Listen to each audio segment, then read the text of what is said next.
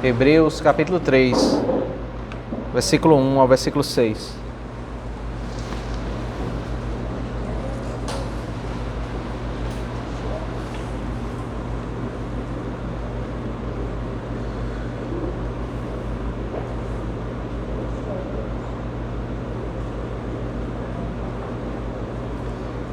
Por isso, santos irmãos, vocês que são participantes da vocação celestial, considerem atentamente o apóstolo e sumo sacerdote da nossa confissão, Jesus, o qual é fiel àquele que o constituiu, como também Moisés foi fiel em toda a casa de Deus. No entanto, assim como aquele que edifica uma casa tem maior honra do que a casa em si, também Jesus tem sido considerado digno de maior glória do que Moisés, pois toda casa é edificada por alguém, mas aquele que edificou todas as coisas é Deus. E Moisés foi fiel em toda a casa de Deus como servo para testemunho das coisas que haviam de ser anunciadas. Cristo, porém, como filho, é fiel em sua casa. Esta casa somos nós, se guardarmos firme a ousadia e a exultação da esperança. Meus irmãos, capítulo 1 e capítulo 2 de Hebreus, o autor aos Hebreus, ele apresenta a glória de Cristo comparando com os anjos. Muitas citações aqui são tratadas com os anjos. Você pode ver que no capítulo 1, versículo 4, ele afirma que ele é maior do que os anjos. Várias comparações do capítulo 1, ele vai comparando textos que citam anjos, textos que citam Cristo. O capítulo 2, ele, no versículo 1 ao 4, ele vai comparar o evento do Sinai, quando a Bíblia diz que foi mediada por anjos para entregar a lei do Sinai, a lei, os 10 mandamentos por meio de anjos, e compara com a revelação da nova aliança por meio de Cristo.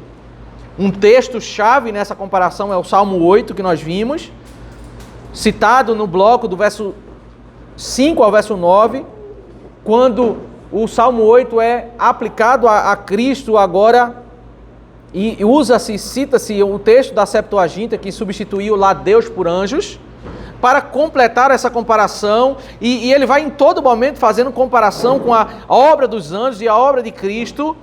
Novamente, como num fechamento dessa sessão, no capítulo 2, verso 16, ele diz: obviamente Cristo não veio para socorrer anjos.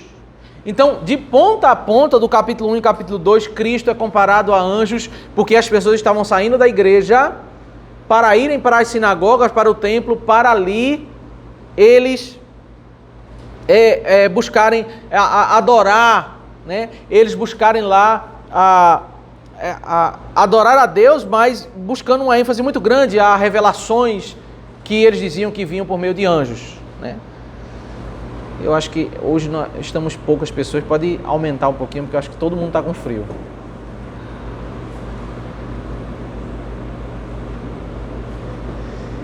Então, esses dois capítulos, eles têm uma ênfase muito grande em comparar Cristo com os anjos. O segundo degrau do texto de Hebreus, né, que é uma pregação, é o capítulo 3 e o capítulo 4. Você vai ver que, inclusive você pode observar no rodapé da sua Bíblia, que o capítulo 4, ele continuamente cita o Salmo 95.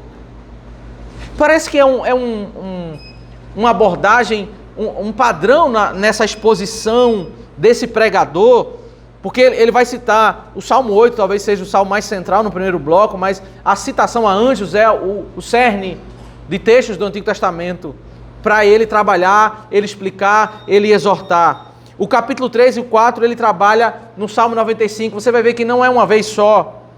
Ele cita o Salmo 95, ele explica, ele aplica. No capítulo 4, ele novamente cita, e veja quantas vezes ele vai citar o Salmo 95, né? Trechos do Salmo 95, capítulo 3 e capítulo 4. O capítulo 5 ao 7, ele vai comparar Cristo, porque no 3 e o 4 é uma comparação de Cristo com Moisés. No capítulo 5 ao 7, ele vai comparar Cristo como sumo sacerdócio. E ele vai ter como base, você vai perceber também, que o Salmo 110, que é aquele salmo que cita Gênesis 14, do episódio de Melquisedeque, é o texto que percorre todo esse caminho aí do capítulo 5, 6 e 7, o Salmo 110, segunda ordem de Melquisedeque, que cita Gênesis 14. O capítulo 8, 9 e 10, ele vai ter como base Jeremias capítulo 31, e esse texto vai ser várias vezes citado, explicado, ele volta, capítulo 8, 9 e 10, e no quinto degrau dessa exposição, nós temos o capítulo 11, 12 e 13, que são capítulos que citam textos do Antigo Testamento, mas que tem uma ênfase muito grande na questão da exortação, da aplicação. O texto de Hebreus é um texto muito denso de conteúdo. Mas esse é um dos problemas da nossa geração, né? A nossa teologia, ela precisa desembocar numa vida piedosa. Esse é o propósito de conhecer a Deus. O conhecimento de Deus não é um exercício puramente intelectual, e aqui nós estamos diante de uma pregação. O texto de Hebreus é uma pregação.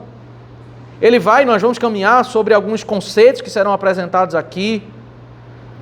E como eu falei, que assim como eu fiz no capítulo 1 e 2, né, eu caminhei para nós entendermos o conteúdo do Salmo 8 nos seus próprios termos, nós vamos caminhar também no conteúdo do Salmo 95, para nós entendermos o que significa ele no seu contexto e o que é que ele está fazendo, as adaptações que ele está fazendo no capítulo 3 e capítulo 4. Primeiro nós vamos caminhar entendendo uma visão geral aqui do capítulo 3. Hoje e no próximo domingo nós caminharemos no capítulo 3, depois caminharemos mais ainda no capítulo 4, talvez, não sei se um domingo ou dois no capítulo 4, pela sua complexidade. O capítulo 4 é um dos capítulos mais complexos do texto de Hebreus, né? Isso é afirmado pelos próprios comentaristas, pelas inúmeras associações que ele faz ali no capítulo 4. E para nós compreendermos isso, nós precisamos entender a estrutura geral, entender o texto do Antigo Testamento, para entender depois as aplicações que ele faz aqui no capítulo 3 e capítulo 4. Se você atentar para o capítulo 3, verso 1 ao 6, o que ele... É até um desafio você separar o capítulo 3, porque o capítulo 3 é como se fosse um tópico dessa pregação dele. O capítulo 3, ele é uma unidade.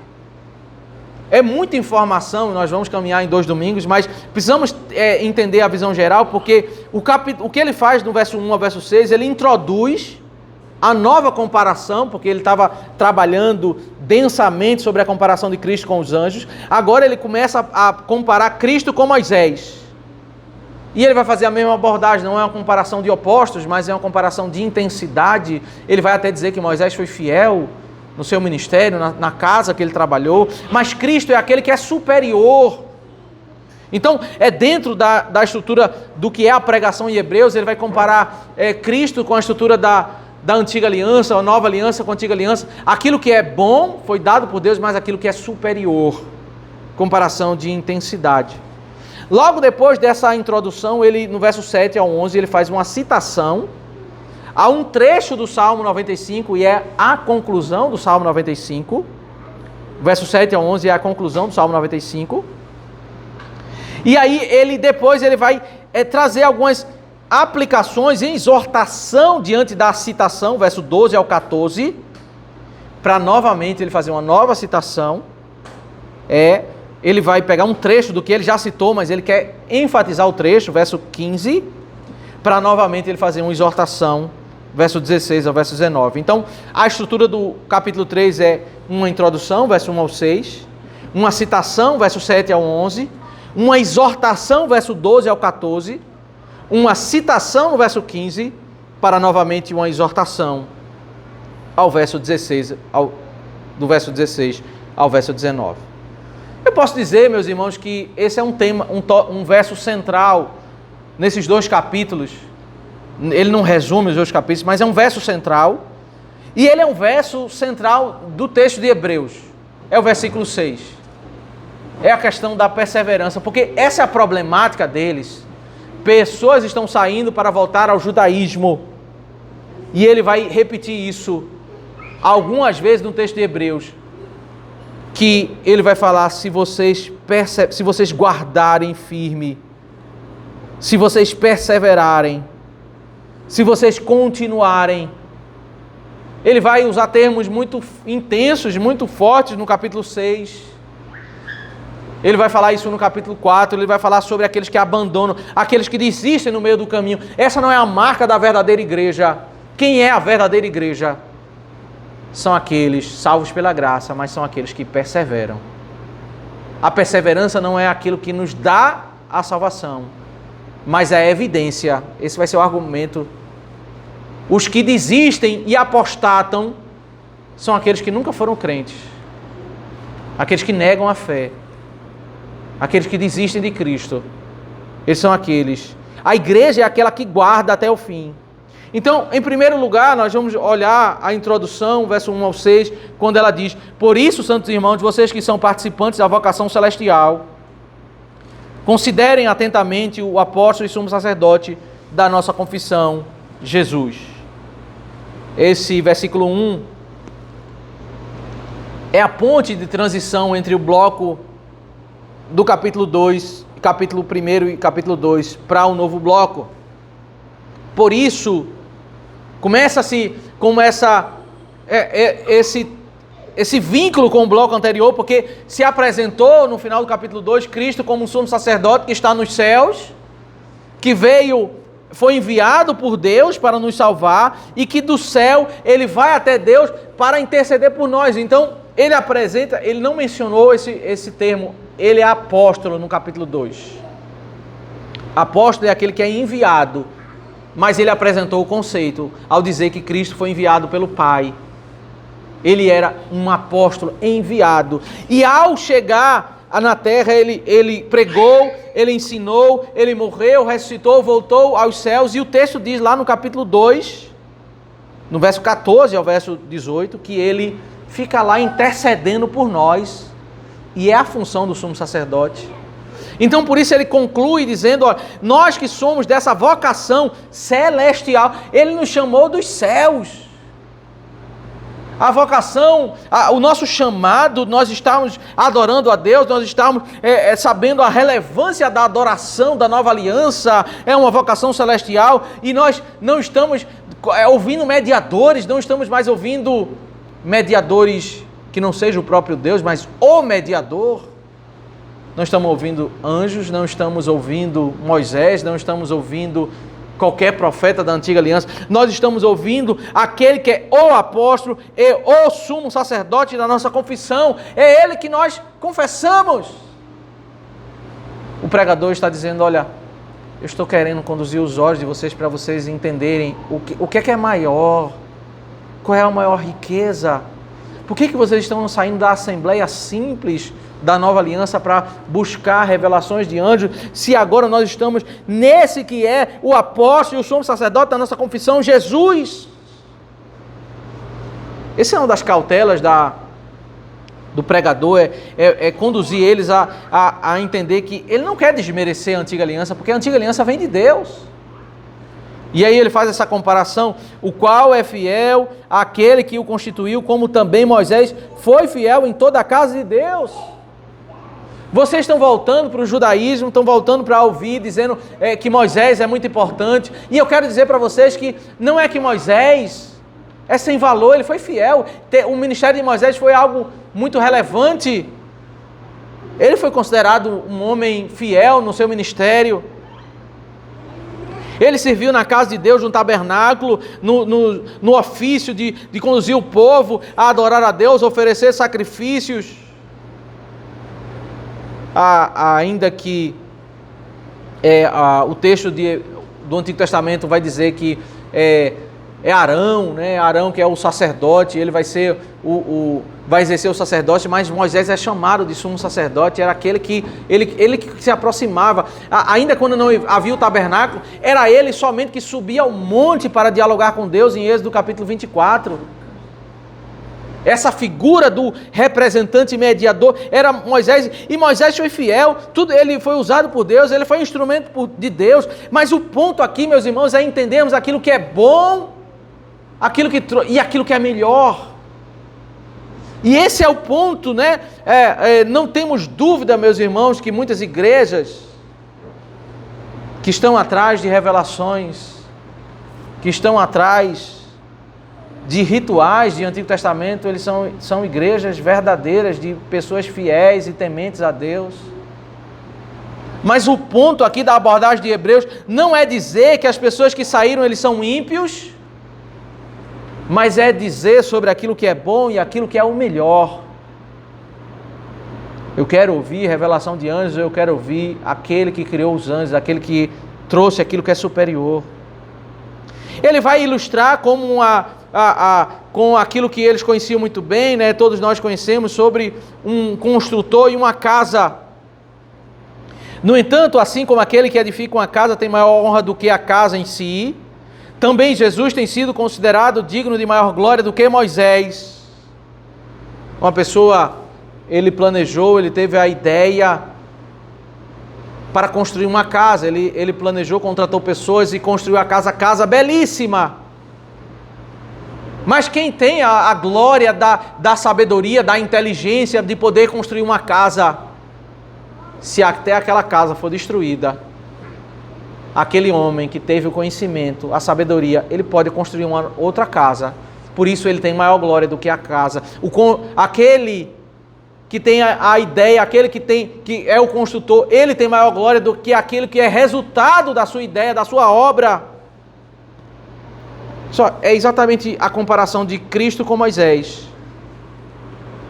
Ele tem maior glória do que Moisés, porque nessa ilustração, Cristo é o construtor e Moisés é a casa, ele é criatura. Ainda que ele foi usado por Deus, ele foi abençoado por Deus, ele abençoou o povo. Ele é criatura, ele foi criado por Deus. Pois toda a casa é edificada por alguém, mas aquele que edificou todas as coisas é Deus.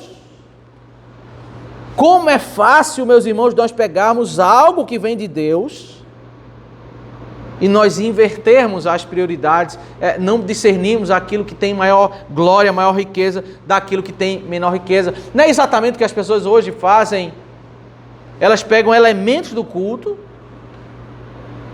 como os cânticos, que é muito comum da nossa geração, e elas colocam aquilo que é uma bênção no lugar.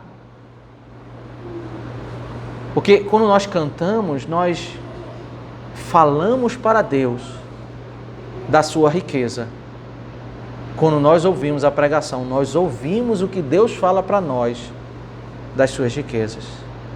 Por isso a pregação ela tem a centralidade no culto reformado, porque é ouvirmos Deus. Ainda que os cânticos sejam algo valiosíssimo, algo precioso, mas como nós podemos nos perder sem entender qual é a riqueza, a relevância de cada coisa no seu devido lugar? Por isso no verso 5 ele diz: e Moisés foi fiel em toda a casa de Deus como servo, para testemunho das coisas que haviam de ser anunciadas. Havia algo muito maior do que Moisés. Havia algo muito maior do que a obra de Moisés, do que os testemunhos dele, do que as suas obras, do que aquilo que o povo vivenciou naqueles dias. Era algo futuro e era algo exatamente que eles estavam vivendo. Cristo, porém, como filho, é fiel em sua casa. Esta casa somos nós, se guardarmos firme a ousadia e a exultação da esperança. Moisés foi fiel na casa, ele está falando do tabernáculo. Cristo é fiel, não tem mais nada. Aqui em Hebreus ele faz algo que ele vai fazer muito em Hebreus 4, é uma das coisas que torna o capítulo 4 mais difícil. Ele faz ressignificação de termos. No início do versículo ele está falando de casa, e casa significa tabernáculo. No final, versículos logo em seguida, casa já significa pessoas. E é esse o ponto, eles não entenderam, eles estão indo para o judaísmo porque existe uma glória do templo. O templo ainda estava em pé nesse contexto. Mas Cristo foi fiel na casa de Deus, e a casa agora não é parede, casa são pessoas. E agora toda a teologia, toda a comparação teológica tem um propósito. Se guardarmos até o fim, aí nós somos casa. Aí é que nós somos a igreja. Ele vai repetir essa exortação. Se guardarmos. Veja o versículo 14. Porque temos nos tornado participantes de Cristo, se de fato guardarmos firmes até o fim a confiança. Essa é a ênfase de Hebreus. Ele vai repetir isso várias vezes até o final do capítulo 13. Ele vai dizer, olha, nós somos salvos pela graça, se guardarmos até o fim. Se guardarmos. A condicional aqui não é a condicional para aquilo que eu vou conquistar, mas é a evidência daquilo que eu já conquistei, porque os verdadeiros salvos, eles têm deleite na presença de Deus. Se guardarmos, as pessoas estavam abandonando Cristo. E o argumento de Hebreus vai dizer: esses que abandonam Cristo, eles nunca foram salvos, eles nunca conheceram a glória de Cristo. Ele vai dizer mais adiante: como eu vou renovar eles, se eles abandonaram Cristo e agora eu não tenho mais nada de glorioso para apresentar a eles, né? Como uma porca lavada que voltou a se revolver na lama. Como a gente vai agora trazer e purificar eles que foram... Você sabe que o grande problema no primeiro século, Hebreus foi um dos últimos textos a serem aceitos no Novo Testamento, né? E a grande polêmica era exatamente por causa dessa ênfase muito forte de Hebreus, que alguns surgiram algumas seitas, né? Logo no segundo século, apóstolos haviam morrido, no segundo século, algumas seitas começaram a usar alguns textos de Hebreus para justificar que uma pessoa que comete um pecado, esse pecado é imperdoável, ele não pode ser jamais admitido na igreja. Alguns abordaram equivocadamente essa grande ênfase da perseverança, como se isso fosse uma salvação pelas obras. Por causa dessa complexidade do texto, o texto ele não foi aceito imediatamente, porque pessoas interpretaram equivocadamente, até que a igreja reconheceu, né, como um texto que vem de Deus, porque de fato veio, mas por causa de não entender. Então, esse desafio de Hebreus é como nós devemos entender o ensino da graça e entender que o mesmo texto que fala da graça, ele fala que a vida na graça é uma vida da perseverança. Havia, nos nossos dias, né, pessoas são criadas no Evangelho e depois, na adolescência, na idade adulta, eles abandonam.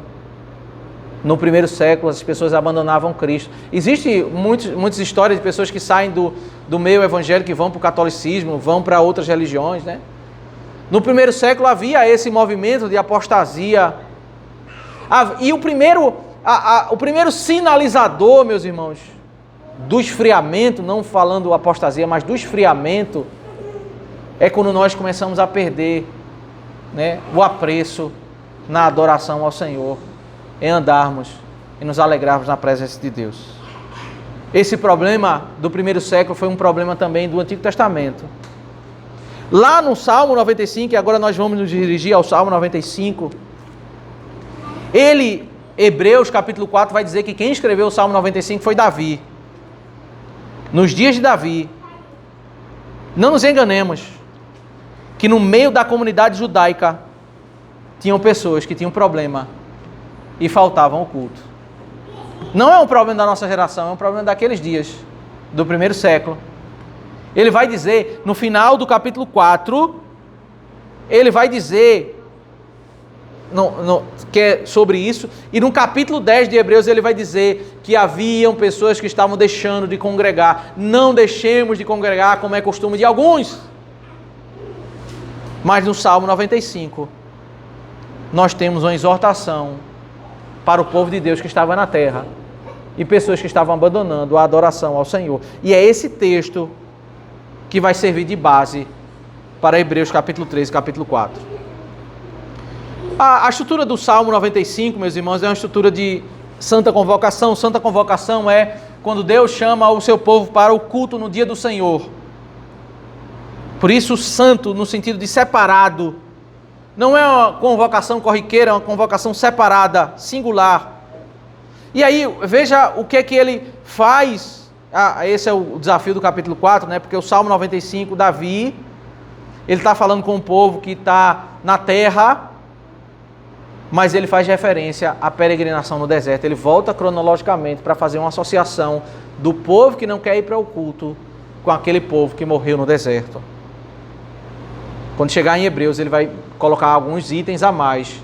Ele vai chamar os dias da criação a peregrinação no deserto, a entrada na terra, os dias de Davi, e ele vai falar sobre nova aliança e vida eterna. Ele vai fazer todas essas conexões desses muitos eventos no capítulo 4. Perceba que o verso 1, o verso 2 é uma convocação, e o verso 1 e o verso 2 eles dialogam em termos paralelos, né? Eles estão dizendo a mesma verdade, com informações distintas, mas é uma convocação: venham, cantemos ao Senhor com júbilo, celebremos o rochedo da nossa salvação, saiamos ao seu encontro com ações de graças, vitoriemo-lo com salmos. Se você puder resumir o conteúdo do versículo 1 e versículo 2, você precisa entender que ele está chamando o povo para o culto, para cantar com alegria. Essa expressão, os termos são distintos, mas são termos que falam sobre cantar. Deus nos chama para cantar com alegria. E fala sobre o conteúdo desses cânticos. Por isso, na teologia reformada, há um cuidado muito grande, né, sobre nós cantarmos.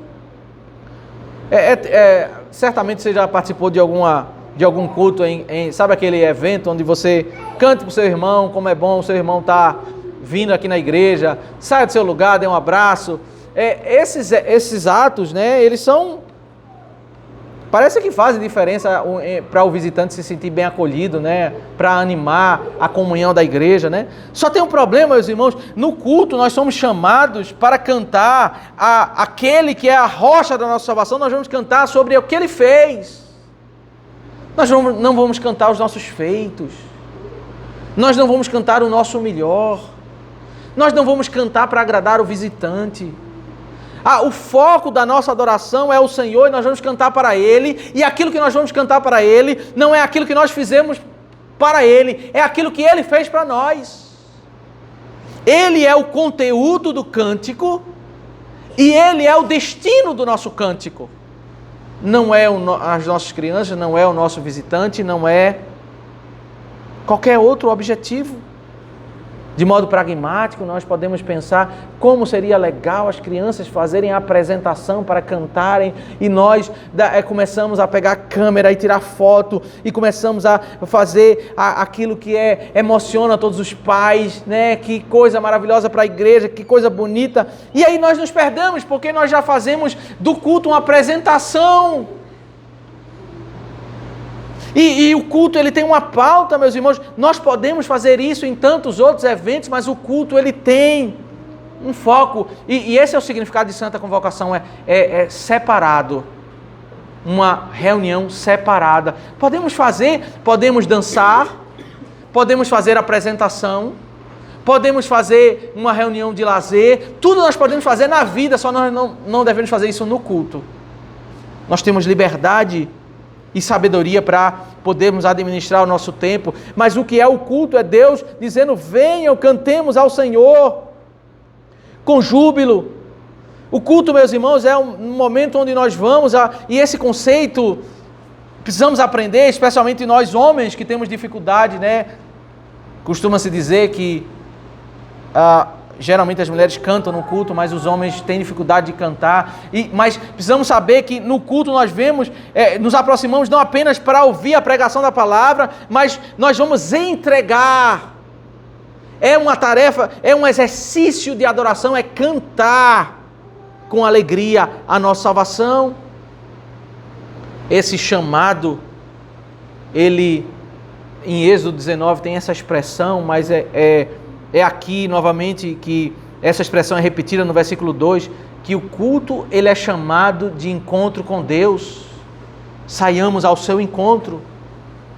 Ele está repetindo o conceito quando eles venham, saiamos ao seu encontro. E isso, meus irmãos, não anula a verdade de que Deus é onipresente, Deus está em todo lugar. Mas em Êxodo 19, quando eles chegaram lá, Deus disse: se preparem, porque ao terceiro dia eu vou sair ao seu encontro. O culto solene é chamado nas Escrituras de encontro com Deus. Eu vou, na minha semana, ter momentos onde eu vou orar, eu vou ler a Bíblia devocionalmente, eu vou ter momentos maravilhosos com Deus, mas a Bíblia não chama esses momentos devocionais de encontro com Deus, ainda que seja um encontro com Deus, porque Deus está em todo lugar. Mas a Bíblia chama, ele diz o seguinte: olha, vocês estão aqui, em Êxodo 19, vocês estão aqui, vieram porque eu libertei vocês, mas eu só vou me encontrar com vocês daqui ao terceiro dia.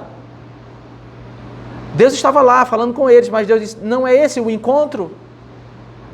Então há uma definição, o uso desse termo nas Escrituras, e por isso que na teologia reformada, a Santa Convocação, ela tem um caráter singular, porque isso é o que está dito nas Escrituras.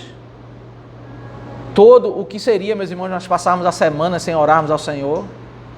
O que seria a nossa semana sem nós dizermos a Deus todo dia: Senhor, eu dependo de Ti? Não é desmerecendo esses momentos, mas a Bíblia e o Senhor estabeleceu da Santa Convocação como um encontro singular, um encontro separado de todos os outros encontros. É um encontro onde nós vamos sair com ações de graças. Nós vamos vitoriemo-lo com salmos, nós vamos cantar a vitória de Deus. Nós vamos, o foco do nosso coração, da nossa boca, da nossa devoção, da nossa adoração com alegria.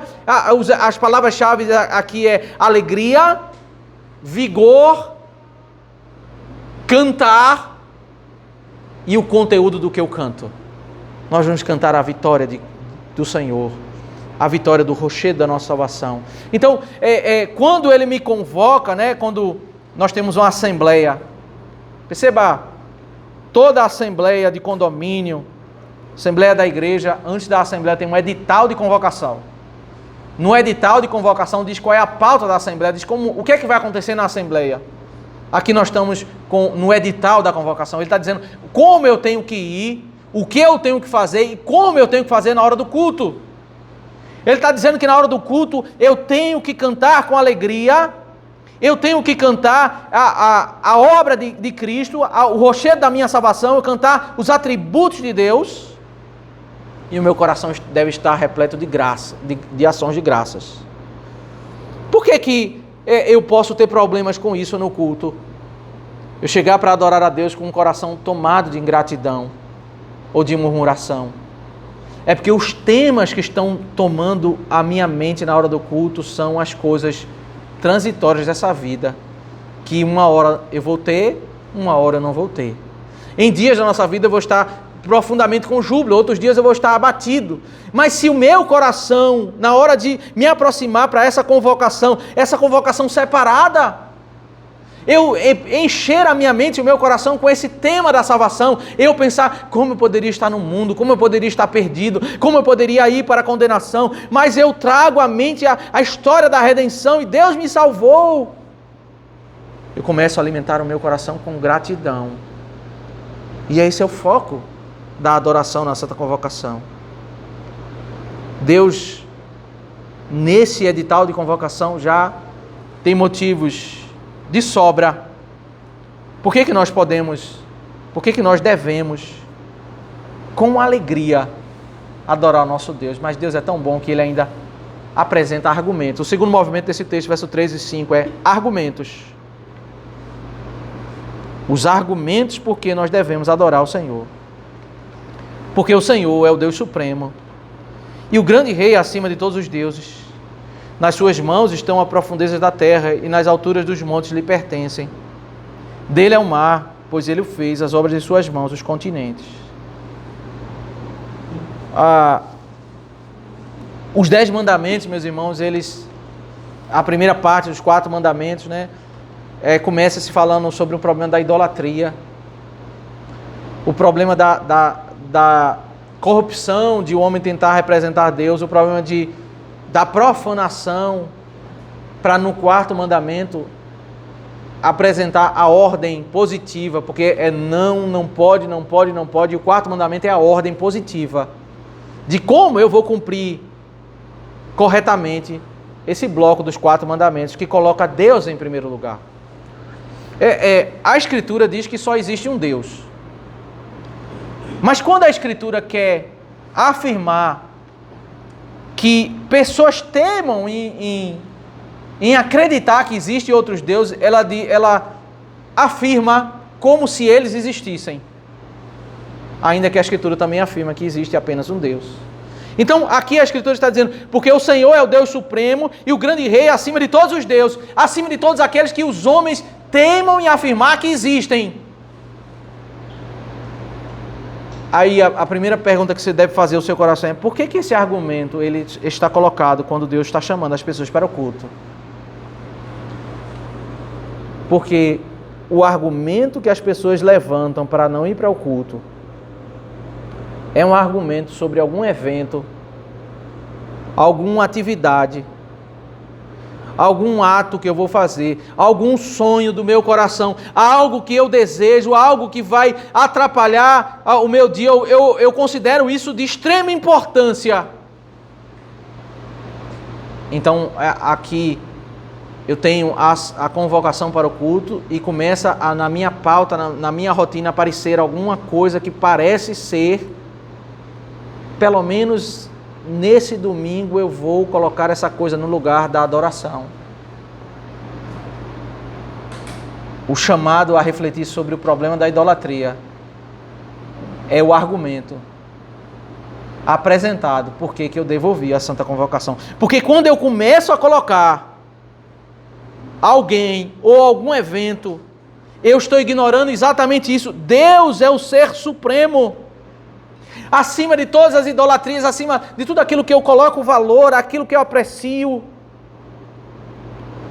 Quando eu desprezo a assembleia da adoração, meus irmãos, não quer dizer que eu não sou um crente, não é isso. Mas eu caio no pecado da idolatria. Eu coloquei algo mais importante do que o culto ao Senhor. E um outro argumento, né? O argumento da idolatria é por causa disso, por causa da prioridade, né? Eu tento justificar sobre, ainda que existem questões de fato justificáveis, né? Questões de saúde, questões de necessidade. Mas quando eu caio em coisas injustificáveis, eu tenho um problema com idolatria. E eu tenho muitas vezes, né? As pessoas às vezes elas têm problemas, elas têm sonhos, elas querem abandonar o culto por causa dos seus sonhos ou dos seus problemas. Aí o segundo argumento é, você sabe quem controla todas as profundezas do mundo, ou aquele que tem nas mãos a altura dos montes? Né? Na cultura judaica, eles assimilaram isso, né? Lembra lá de Balaão, que quando ele queria fazer um pedido, e ele subia num monte muito alto, depois subia num monte muito alto, eles achavam que quanto mais alto eles orassem, mais a oração deles seria ouvida. Aí Deus está dizendo, você sabe quem controla todos os montes, sabe quem controla todas as profundidades da terra. Você tem problema, você tem sonhos na vida? A melhor coisa que você pode fazer para alcançar o favor do Senhor é exatamente se encontrar com aquele que controla tudo.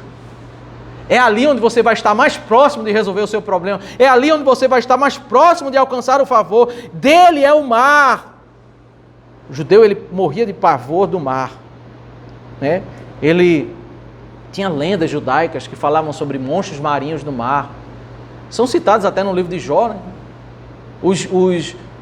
Até os apóstolos, quando estavam no barco com Jesus no mar, Jesus deixou eles à frente, ficou orando. Quando Jesus andou sobre o mar, quando eles viram, não reconheceram Jesus, eles disseram, é um fantasma. Porque eles morriam de medo do mar, ainda sendo pescadores, homens do mar. Mas eles morriam do medo do mar. E o Senhor está dizendo, ó, dele é o mar, ele os fez, ele é a obra das suas mãos, os continentes, Deus controla tudo. Então a convocação é saia para se encontrar com alegria. Porque Ele é o Deus Supremo e Ele controla tudo. Aí perceba o movimento do versículo 6.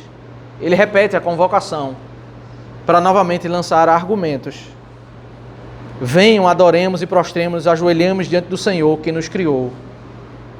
A literatura hebraica, ela apresenta verdades usando paralelos, né? Ela ele vai fazer a convocação, verso 1 e 2, o argumento, verso 3 e 5. Novamente, o verso 6 é uma convocação. No verso 7 foi omitido na tradução, mas no hebraico tem, pois ele é o nosso Deus. Novamente uma argumentação. Por que eu devo adorar? Então, em dois movimentos, ele argumenta, ele convoca, argumenta. E por que é diferente o verso 6 do verso 1 e 2? O verso 1 e 2 chama para nós nos encontrarmos com o Senhor com alegria, para cantarmos Ele, que é o nosso Salvador, o rochedo da nossa salvação. O verso 6 é, vamos nos encontrar com Ele, que é o nosso Senhor, com reverência. Venham, adoremos e prostremo-nos. Ajoelhemos diante do Senhor, que nos criou. Esse é das características distintas da teologia reformada, do movimento evangelical, de alguns ramos de dispensacionalismo, mas de modo geral do movimento evangelical, distinto do pentecostalismo, de alguns ramos do pentecostalismo e especialmente do neopentecostalismo. No culto não é uma celebração descontraída. Aqui ele complementa o edital de convocação dizendo, olha, nós temos que nesse momento, ainda que com alegria e com júbilo, é o momento de se ajoelhar, é o momento de se prostrar, é o momento de adorar diante do Senhor. Eu não estou me encontrando com um fulano qualquer, eu estou encontrando com aquele que é o Criador. É um encontro singular. É um encontro com reverência. É uma solenidade. Por isso, em Isaías capítulo 1, o Senhor diz, eu não posso suportar iniquidade com ajuntamento solene. Uma solenidade é uma celebração distinta de um evento descontraído. O oposto da solenidade é descontração. Nós não vamos viver solenemente em todas as áreas da nossa vida. Nós, quando saímos para almoçar, para uma celebração de um casamento, quando nós estamos numa celebração de uma formatura, nós ali estamos participando de eventos que trazem alegria, eventos de celebração descontraída. Mas o culto ele é diferente, ele é uma celebração solene. O culto solene significa exatamente esse elemento desse encontro, que é um encontro com reverência. O Senhor ele nos chama para tomarmos cuidado nesse momento de culto. Por isso que Paulo diz em 1 Coríntios 11, olha, comam e façam a celebração de vocês na casa de vocês, mas não façam isso no culto, porque vocês estão se juntando para pior. Quando as pessoas saem para adorar a Deus e elas fazem disso de um momento descontraído, elas perdem o senso do que é o sagrado. Elas pulam como se pula na discoteca. Elas pulam no mesmo ritmo que é o ritmo do carnaval. Elas pulam como elas pulam na festa de aniversário.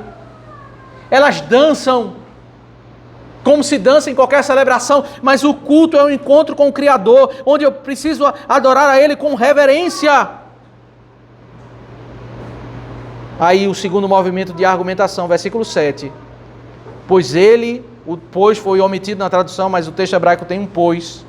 Pois ele é o nosso Deus e nós somos povo do seu pasto e ovelhas de sua mão. A ilustração da ovelha, ela traz o segundo movimento. Em toda desse edital de convocação, você vai perceber que ele falou sobre, apresentou Deus como Senhor e Salvador, apresentou o movimento que eu vou cantar, e agora eu sou ovelha que você nutrida, ovelha do seu pasto. Eu vou ouvir a pregação da palavra. A ovelha é um animal extremamente necessitado de nutriente. No culto, eu vou cantar, eu vou ouvir. Eu vou dialogar com o Senhor e Salvador. Alegria e reverência. Os pares de termos, eles são aqui. Ele vai apresentar como aquele Redentor e Criador. Ele está usando o estilo literário hebraico, nesses paralelos, para apresentar esse conceito. Ele está chamando as pessoas para cultuarem. Mas aí você pode imaginar, tá, mas Davi entrou na terra. O povo judeu é um povo que adora a Deus, um povo que não falta ao culto. Não é, meus irmãos. Os mesmos problemas, como Eclesiastes já diz, não há nada de novo debaixo do sol, né? Não há nada de novo. Aquela geração tinha problema com o culto, abandonava o dia do Senhor. Vai se dizer isso em 2 Reis. Um dos motivos do cativeiro babilônico é porque eles abandonavam, eles não deram descanso na terra e estavam trabalhando, usando bois para arar a terra nos dias de sábado. Agora vem a exortação. Depois da convocação, argumentação, ele diz: hoje, se ouvirem a sua voz, não endureçam o coração como em Meribá, como naquele dia em Massá, no deserto. Quando os pais de vocês me tentaram, pondo-me à prova, apesar de terem visto as minhas obras. Davi está, cronologicamente, meus irmãos, na terra. A história do Êxodo é uma história muito passada, muito antiga. Eles saíram do Egito, cruzaram o mar, entraram na terra, lutaram as guerras no período, passaram 40 anos no deserto, lutaram as guerras no período de Josué, houve um período de instabilidade em Juízes. 1 Samuel, 2 Samuel, 1 Reis. 1 Samuel, né, melhor dizendo, chegamos a 2 Samuel, quando Davi assume o reinado, estamos no contexto de 2 Samuel, muitos anos se passaram, e Davi está dizendo: olha, Deus está me usando para chamar vocês para o culto, eu estou falando sobre vários argumentos por que vocês devem ir para o culto. Sabe aquele povo de Massá e Meribá, de Êxodo 17? Eles acabaram de cruzar o Mar Vermelho, eles acabaram de ver as maravilhas de Deus nos sinais no Egito. Quando eles chegam lá, eles começam a reclamar por sede, começam a murmurar e dizer: eu acho que Deus não está no nosso meio. Deus dá esse nome, Massá e Meribá, que significa contenda, tentar ao Senhor. O povo fez isso, e o texto diz que eles fizeram isso porque o coração deles era duro. Sabe qual é a marca de um povo de coração duro? É um povo assim, olha, quando tudo está favorável, eles estão felizes. Quando existe uma dificuldade, porque o coração deles não é quebrantado, é duro, eles começam a reclamar com Deus. Porque eles não temem o Senhor, eles reclamam, falam o nome de Deus, reclamam de Moisés. Eles tinham um coração duro. Davi pega aquela cena e diz: olha, quando você ouve que você tem que vir para o culto e você não quer ouvir, você é igual àquele de coração duro, que depois de ver os milagres, você agora está trazendo argumentos para não vir para o culto. Esse é uma das verdades, meus irmãos, porque o tema lá de Hebreus, por isso que ele vai usar isso, é por causa dessa exortação, né, da perseverança. Porque muitos argumentos são levantados porque as pessoas não vão cultuar, mas sabe o que no final das contas é? Uma simples coisa: é coração duro. A única justificativa porque você vai colocar um evento mais importante do que cultuar ao Senhor, porque você não vai colocar Deus em primeiro lugar, porque você vai rejeitar essa santa convocação, só existe uma coisa que define qualquer argumento que é levantado: é um coração duro. Você pode dizer: se eu estivesse no meio daquele povo, eu não seria reclamão, não abandonaria o Senhor, mas você é igual exatamente a ele. Sabe aquele povo que reclamava diante de Deus, que não queria se encontrar com Deus? Deus descreve quem é esse povo para o Senhor. Durante 40 anos estive irritado com esta geração e disse: este é um povo que gosta de se desviar, que não conhece os meus caminhos. A palavra de Deus, ela como que descortina o nosso coração. Uma pessoa que tem dificuldade de cultuar o Senhor no dia do Senhor é uma pessoa que tem um coração duro, é uma pessoa que é tendenciosa a se apartar de Deus. Ela é tendenciosa a se apartar de Deus. Ela pode ser que ela não apostate, mas ela tem uma tendência contínua a se esfriar. Ela sempre precisa ser trazida de volta. É uma pessoa sem doutrina. Ela não conhece os meus caminhos. Ele está falando do povo de Deus. Essa geração que no deserto evitava se encontrar com Deus, porque qual é o ponto do deserto? Eles chegam no deserto e Deus diz assim: eu vou levar vocês para entrar na terra prometida, porque lá eu vou me aparecer a vocês, vocês vão ter um encontro singular. Tudo envolve culto. As pragas no Egito, eu vou sair para que o meu povo me adore no deserto, no Sinai. Eu vou tirar vocês para vocês entrarem na terra para adorar. Aí quando eles chegam em número 13, 14, eles veem o gigante e dizem: nós não queremos nos encontrar com Deus. Vocês não querem? Vão passar 40 anos no deserto, porque a outra geração vai entrar. Porque vocês não querem se encontrar. Uma pessoa que ela argumenta, ela ignora esses argumentos e ela argumenta para não adorar ao Senhor um dia em 7, Davi está dizendo: ele é semelhante àqueles que passaram 40 anos no deserto, que não queriam se encontrar com Deus. Ele é uma pessoa tendenciosa, coração duro, ele tem tendência a se desviar e ele não tem doutrina. Porque qualquer argumentação, meus irmãos, que justifique o argumento de Deus, alguém está errado. Ou Deus está errado ou a pessoa está errada. Ou alguém tem mais sabedoria do que Deus, ou alguém tem menos sabedoria do que Deus. E certamente é a segunda opção. E aí o versículo 11, que é um dos versículos mais citados no bloco lá de capítulo 3 e 4, né? Por isso jurei na minha ira, não entrarão no meu descanso. Essa última palavra, a palavra que eu quero que vocês fixem bem, porque é o grande desafio de entender Hebreus capítulo 4. Por isso jurei na minha ira, eles não entrarão no meu descanso. Davi está citando o texto lá do deserto, dizendo: Deus jurou, vocês não vão entrar no meu descanso, vocês não vão entrar na minha terra. Terra é sinônimo de descanso. Mas por que Davi está citando o descanso quando está alertando as pessoas para os perigos de se abandonar o culto? Porque nas Escrituras, e Hebreus 4 vai explicar isso muito bem, o culto é chamado de entrar no descanso de Deus. É no culto. Aquilo que no Antigo Testamento chamou entrar na terra de entrar no descanso, Davi vai aplicar, porque o culto é chamado de entrar no descanso do Senhor. O culto, ele aponta... A história do culto é a história da nossa salvação. Nós chegamos aqui falando sobre a grandeza de Deus, confessamos nossos pecados, cantamos a redenção, damos graça pela redenção. Tudo que está no culto fala sobre salvação, porque a salvação é entrar no descanso de Deus. Mas nós somos salvos, meus irmãos, e temos que lidar com dores na vida.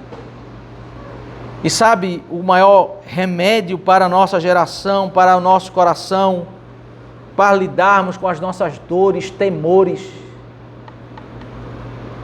crises. Você tem temores, fobias, dores? Todos têm, porque todos pertencem a uma natureza frágil. E o quanto mais rápido você discernir isso, entender isso, você vai aprender a lidar com isso. Porque a nossa força não é entendermos que nós somos super-heróis, pessoas imbatíveis, pessoas que não enfrentam dores, fragilidades. É entendermos que apesar disso, nós podemos entrar por essas portas e dizer: Senhor, eu não sou nada, eu dependo de Ti. O que serão os meus dias? Eu não sei, Senhor. Eu espero que o Senhor nos dê vitórias, te proteja, nos dê a graça, os nossos sonhos sejam realizados. Mas nós não sabemos o que vai acontecer conosco. E o que nós devemos fazer é buscar descansar o nosso coração e dizer: Senhor, eu dependo, mas eu confio em Ti. Eu quero confiar em Ti. Me ajuda com as minhas fragilidades, me ajuda com os meus temores. O culto, meus irmãos, é um exercício contínuo para o meu coração vencer os meus temores, a minha ansiedade, as minhas fobias, os meus planejamento. O que é que eu vou esperar da minha vida? Eu não sei. No culto eu aprendo a descansar. Por isso, até o fim da minha vida, eu vou precisar adorar o Senhor. No início do ministério pastoral, eu não fazia tantas visitações, tantos aconselhamentos, porque às vezes na igreja você lida com pessoas mais idosas, né? E eu senti isso, eu recém-ordenado, eu não tinha maturidade para lidar com algumas situações, algumas crises. E eu lembro que depois de 5 anos de ordenado, eu aconselhava, visitava alguns idosos, algumas pessoas, e alguma coisa me impactou profundamente, mexeu com a minha... Porque você mais novo, você sempre tem aquela perspectiva de que aquele ancião, né, aquela pessoa mais idosa, ele tem tudo resolvido na sua mente, todas as crises resolvidas. Nós que somos mais novos, nós temos as nossas fragilidades, né, nossos temores, mas não aquele ancião. E aquilo ali chocou muito a mim, porque eu comecei a aconselhar pessoas de 85 anos, 80 anos, e eu começava a ouvir deles medos, pavores, crises, que eram as crises que faziam parte da minha vida, crises de todos nós. E essa é a verdade, meus irmãos. Você vai encontrar talvez mais sabedoria, mais experiência, mas a vida, ela não vai nos dar um estado de perfeição ou de independência que nós não vamos precisar continuamente descansar no Senhor. Sempre nós vamos, até o último respirar, nós vamos precisar. Senhor, eu dependo de Ti. Eu não sei o que eu vou tomar, qual caminho. Eu preciso da Tua orientação, eu preciso da Tua sabedoria. O primeiro passo, e esse vai ser um argumento, nós não vamos caminhar mais em Hebreus, eu vou analisar agora Hebreus capítulo 3, o que é que ele vai fazer com essas informações, porque ele não vai apenas citar, ele vai aplicar no contexto da nova aliança. Mas uma das marcas da perseverança é eu não me afastar disso, o quanto o dia do Senhor deve ser apreciado e como ele deve ser vivenciado no dia do Senhor eu vou buscar descanso das aflições que eu enfrento na minha vida. Você pode estar vivenciando nenhum problema no seu dia, mas você ouvir a notícia de que tem um amigo seu que está enfrentando uma crise, isso já é motivo para nos angustiar. Você pode estar tudo dando certo na sua vida, mas só isso você sabe que você está num mundo que não é o céu. E no dia do Senhor você vai para buscar alento, buscar descanso na presença do Senhor. Que o Senhor Deus nos abençoe. Vamos cantar ao Senhor o Salmo de número 40, preparando nosso coração para participarmos da ceia do Senhor.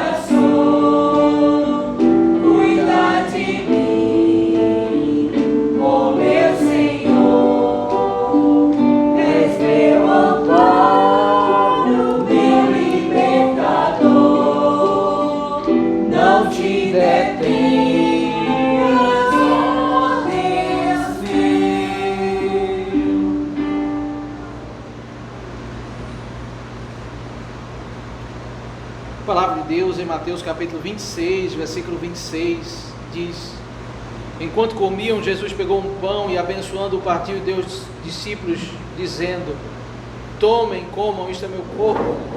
A seguir Jesus pegou um cálice e tendo dado graça, deu aos seus discípulos, dizendo: bebam todos dele, porque isto é o meu sangue, o sangue da aliança derramado em favor de muitos para a remissão de pecados.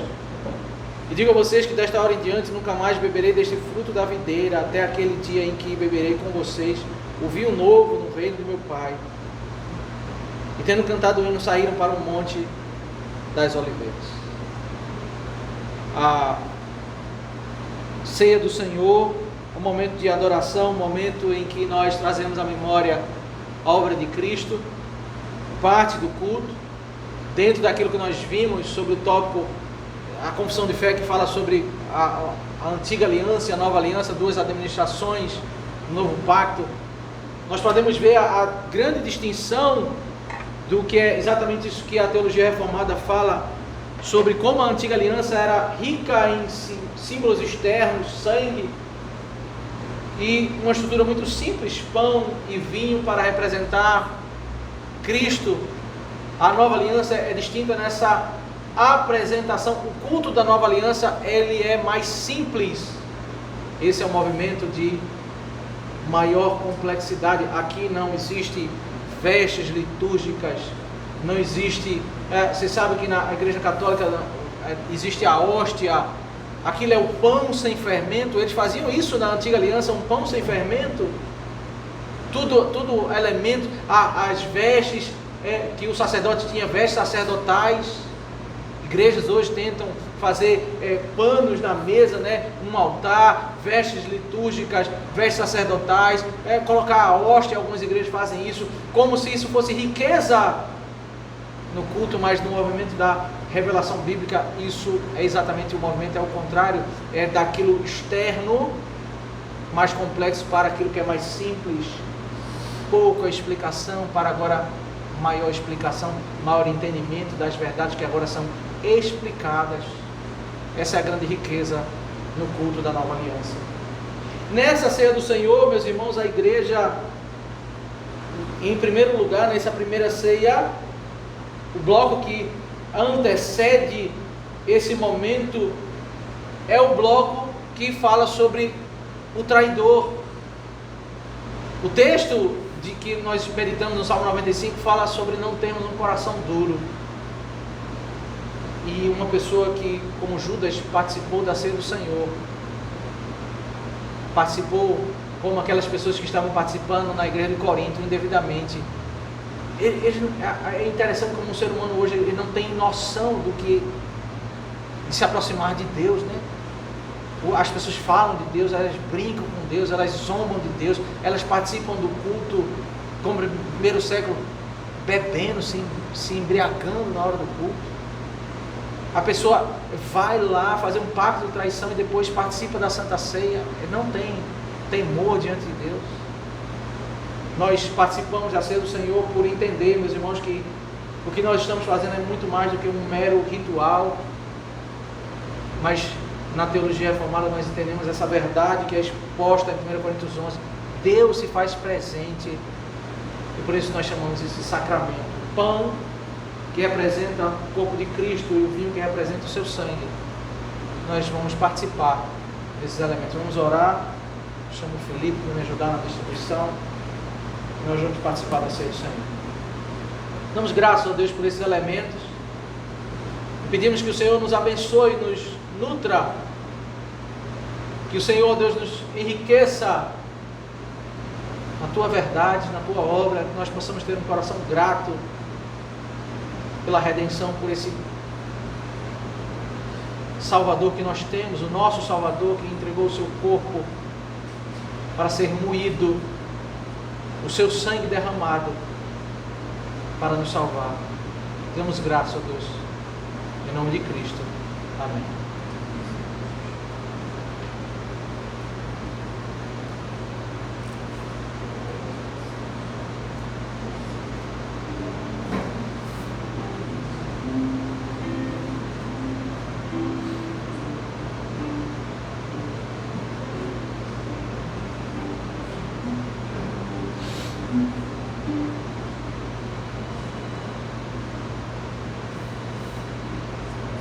A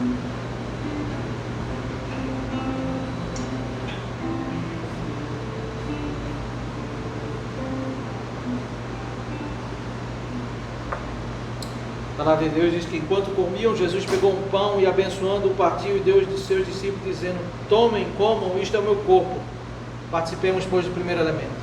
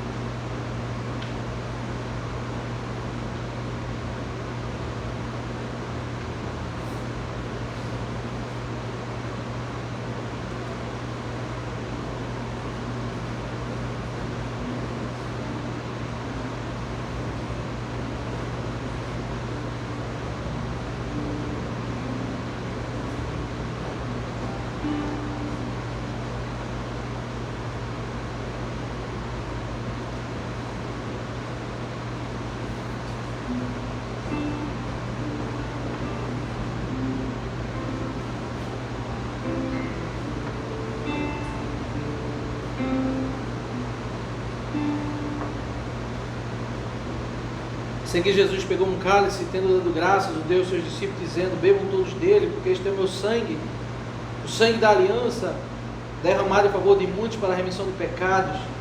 Digo a vocês que desta hora em diante nunca mais beberei deste fruto da videira, até aquele dia em que beberei com vocês o vinho novo no reino do meu Pai. O vinho, meus irmãos, tem dois aspectos interessantes. O primeiro, que ele representa o sangue de Cristo derramado. É como se nós estivéssemos, é uma representação, é como se nós estivéssemos bebendo, né, os benefícios da sua morte, como se estivéssemos bebendo o seu sangue, entrando nas nossas entranhas, né, ele fazendo parte da nossa vida, nos benefícios do sacrifício de Cristo. Mas o vinho também, aqui no texto, fala sobre um grande momento que nós vamos celebrar. Como é bom sentar numa mesa farta, e haverá uma mesa farta após a segunda vinda de Cristo, quando nós vamos sentar e beber do vinho na presença do Senhor. Vamos celebrar todos os benefícios alcançados da redenção. E entendendo essas verdades, participemos do segundo elemento.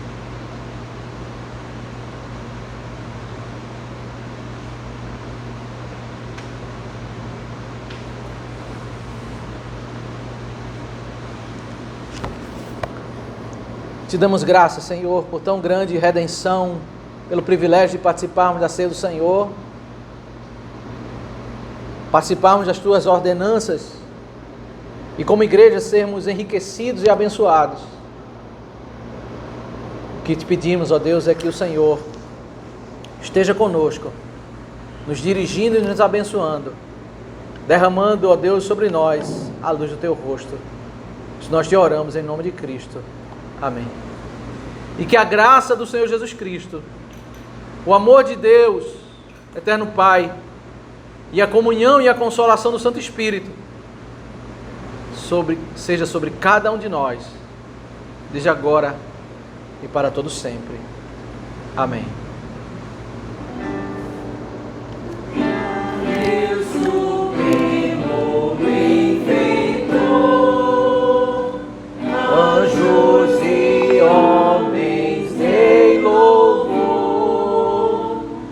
A Deus o Filho, a Deus o Pai, a Deus Espírito, glória dai. Amém.